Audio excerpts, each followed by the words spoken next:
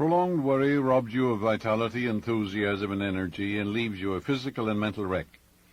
Psychosomatic doctors point out that chronic worry is behind numerous diseases such as asthma, allergies, cardiac trouble, high blood pressure, and a host of other illnesses too numerous to mention. The worried mind is confused, divided, and is thinking aimlessly about a lot of things which are not true. Worry really is due to indolence, laziness, apathy, and indifference. Because when a man or a woman wakes up, he doesn't have to think these type of thoughts. He can think of harmony, peace, beauty, right action, love, and understanding. Supplant the negative thought with the constructive thought. Your problem is in your mind. You have a desire, the realization of which would solve your problem. But when you look at conditions and circumstances as they are, a negative thought comes to your mind, and your desire is in conflict with your fear. Your worry is your mind's acceptance of the negative conditions. Realize that your desire is the gift of God. God is the living spirit within you. It's telling you to rise higher in life. It's also saying there is no power to challenge God, the living spirit within you. For there's only one power, not two or three or four, just one. And that power moves as a unity, moves as harmony and peace. There are no divisions and quarrels in it. Therefore, all you have to do is tune in on the infinite and let the harmony and the peace and the love of the infinite flow through you. Affirm to yourself, God, or the supreme wisdom, gave me this desire, and the almighty power is now backing me up, revealing to me the perfect plan for its unfoldment, and I rest in that conviction. When worry thoughts come to your mind, remind yourself that infinite intelligence is bringing your desire, ideal, plan, or purpose to pass in divine order. That's supplanting the negative thought. Continue in this attitude of mind, and the day will break, and the shadows will flee away. Some time ago, I interviewed a businessman whose doctor told him that there was nothing wrong with him physically, but that he was suffering from anxiety neurosis. Anxiety neurosis is a $25 word for just plain chronic worry. And the word worry, when you translate it from its original radix or root, means to strangle, to choke, which is what man is doing to himself. And this man said to me, every time I pray or think about success, prosperity, and greater wealth, I start to worry about money, my business, and the future. It's wearing me down, and I am so tired. His vision of success and prosperity was thwarted by his chronic worry, and the fretting consumed his energy fruitlessly. It's like a leakage of electricity. You have a short circuit, no light comes on. The way he overcame his anxiety neurosis or worry was as follows. He began to have quiet sessions with himself 3 or 4 times a day, when he declared solemnly, "But there is a spirit in man, and the inspiration of the Almighty giveth them understanding." That's from Job.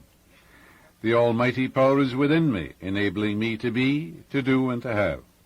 This wisdom and power of the Almighty backs me up and enables me to fulfill all my goals. I think about the wisdom and power of the Almighty regularly and systematically, and I no longer think about obstacles, delays, impediments, and failure. I know that thinking constantly along this line builds up my faith and confidence, and increases my strength and poise.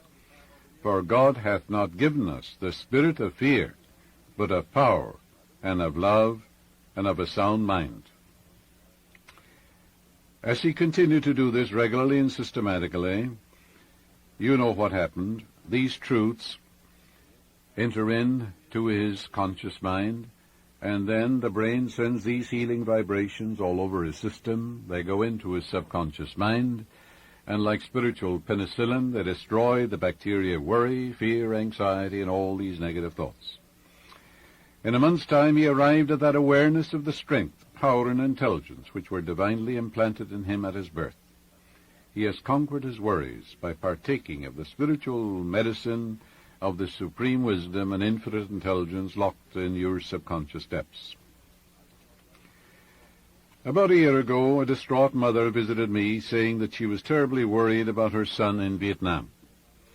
I gave her a specific prayer to use night and morning for herself and for her son. Subsequently, her son returned from Vietnam. He married and settled down, and she again came back to see me, just as worried as before.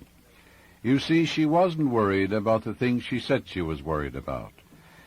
She was just guilty of plain, downright laziness, apathy, indifference, sloppy thinking, because all she had to do was to tune in on the infinite, which lies stretched in smiling repose, and think godlike thoughts, and all the power of the Godhead flows through these godlike thoughts. In other words, think good and good follows, think evil and evil follows.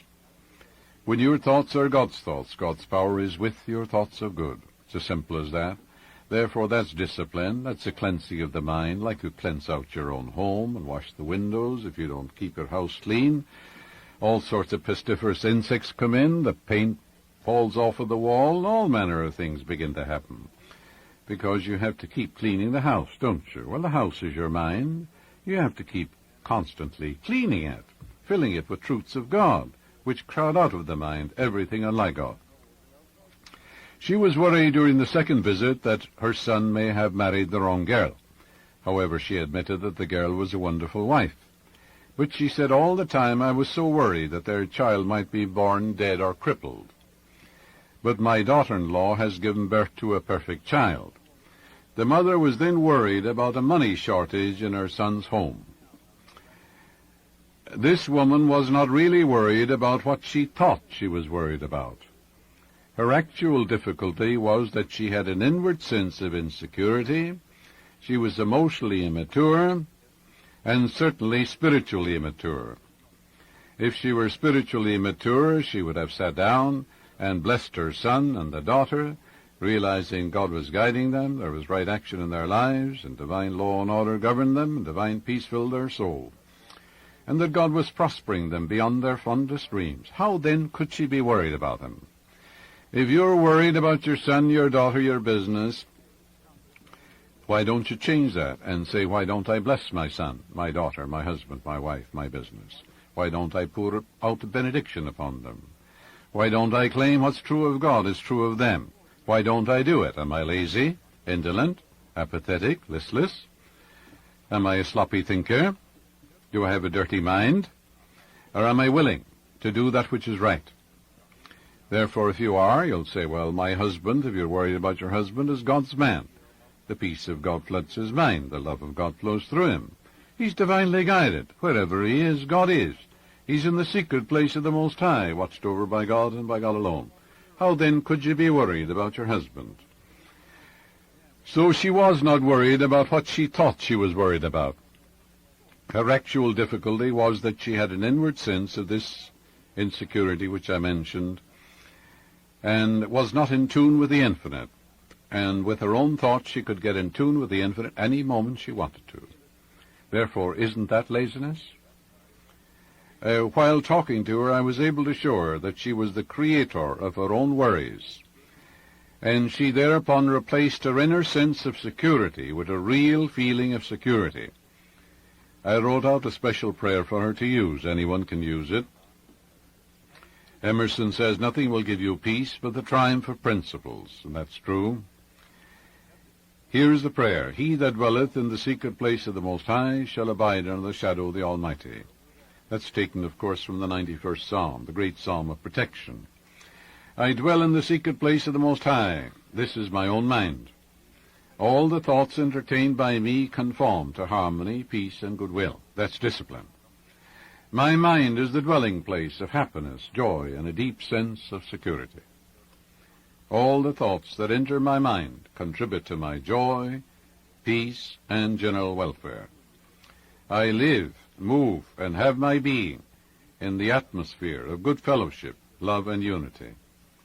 All the people that dwell in my mind, the people that dwell in your mind are thoughts, ideas, images, feelings, emotional reactions, and so forth. All the people that dwell in my mind are God's children, meaning they're God's ideas. I am at peace in my mind with all the members of my family and with all mankind. The same good I wish for myself, I wish for my son and his family. I am living in the house of God now. I claim peace and happiness, for I know I dwell in the house of the Lord forever. She reiterated these truths frequently during the day, and these wonderful spiritual vibrations neutralized and obliterated the disease-soaked worry center in her subconscious mind, which is like a psychic wound, a festering traumatic wound. She discovered that there were spiritual reserves on which she could call to annihilate the negative thoughts. As she saturated her mind with these wonderful spiritual verities, she became possessed by a deep faith in all things good, and she is now living in the joyous expectancy of the best. A banker recently asked me to give him a simple practical prayer to overcome his anxiety or worry. I suggested that every morning before the day's work he be alone and identify himself mentally and emotionally with these truths. I live, move, and have my being in God, and God is the life principle in you, and you know very well you're alive. And God is the progenitor, the Father of all. So all religions of the world say our Father. And he said, God lives, moves, and has his being in me. You know, that's a wonderful prayer. Did you ever say to yourself, I am the temple of the living God, God lives in me? You know, that's one of the greatest prayers you can use. So he continued by saying, I'm immersed in the divine presence which surrounds me, enfolds me, and enwraps me. My mind is God's mind, for there's only one mind, and my spirit is the Spirit of God. This infinite being within me is the only presence and the only power. It cannot be defeated, thwarted, or frustrated in any way. There's nothing to oppose it, challenge it, thwart it, neutralize it. It's almighty.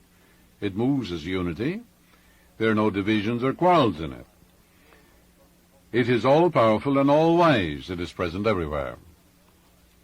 As I unite mentally with this infinite power through my thoughts, I know I am greater than any problem. I grapple courageously with all difficulties and problems, knowing that they're divinely outmatched. And whatever strength, power, and creative ideas I need will automatically be given to me by the divine intelligence within me. I know the infinite lies stretched in smiling repose within me, where all is bliss, harmony, and peace. I am now in tune with the infinite, and as wisdom, power, and intelligence become active and potent in my life. This is the law of my being, and I know God's peace fills my soul. I know I can think of two things at the same time.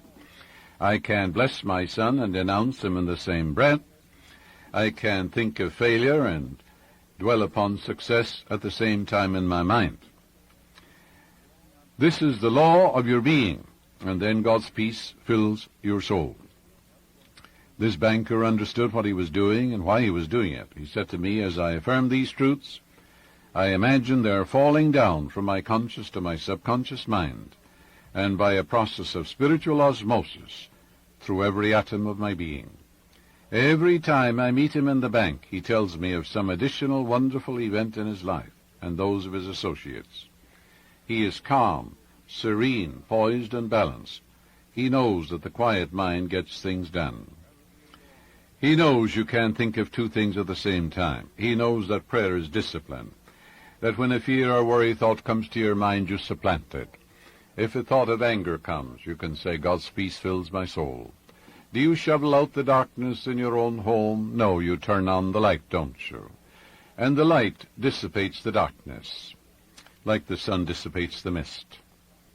And darkness is absence of light. All you have to do is turn on the light in your own mind. You can say, I dwell in the secret place of the Most High. I abide in the shadow of the Almighty. I will say of the Lord, He's my refuge, my fortress. My God, in Him will I trust.